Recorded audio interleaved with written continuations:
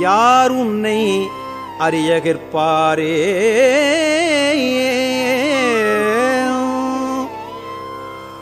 பார் பதம் அண்டம் அனைத்துமாய் முளைத்து பறந்ததோர் படர் ஒளி பரப்பே. நீருரு தீயே நினைவதேல் அரிய நின்மலா நின் அருள் வெள்ள சீருரு சிந்தை எழுந்ததோர் தேனே. திருப்பெருந்துறை உரை சிவனே, யார் உறவு எனக்கு இங்கு, யார் அயல் உள்ளார், ஆனந்தம் ஆக்கும் என் ஜோதி.